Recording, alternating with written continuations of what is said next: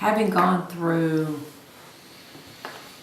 the unrest in Germany, the persecution against not only Jews, but many other ethnic religious backgrounds. It wasn't just Jews, it were many other faiths that were persecuted. But when he came here to flee that, he saw a need.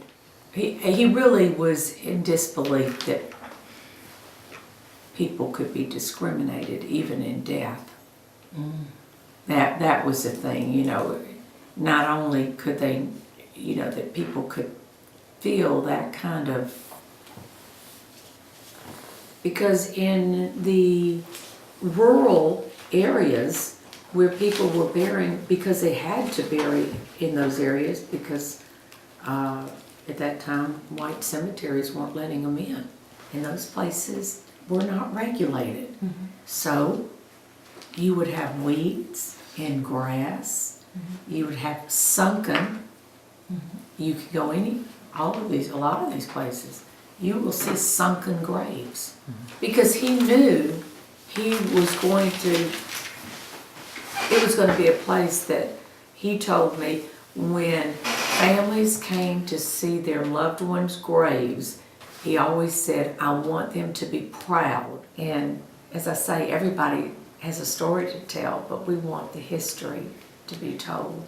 And for the young people not to forget. They don't know where Dr. Brewer, who was assassinated and who did fought for civil rights, they don't know where he's buried. And John Henry Clark and Dr. James Grant, Mildred Terry. Dr. Grant was one of the first black dentists. Mildred Terry, the library is named after her. Margaret Belcher, Moretta Taylor, very well-known educator here. Jesse Taylor was the first president of the Urban League, is buried here. Shirley Winston, who the park is named after, was killed in the line of duty. She's here. People who were very high-profile ministers and doctors and educators and authors, and they're all here. And this is where they wanted to be, so because they knew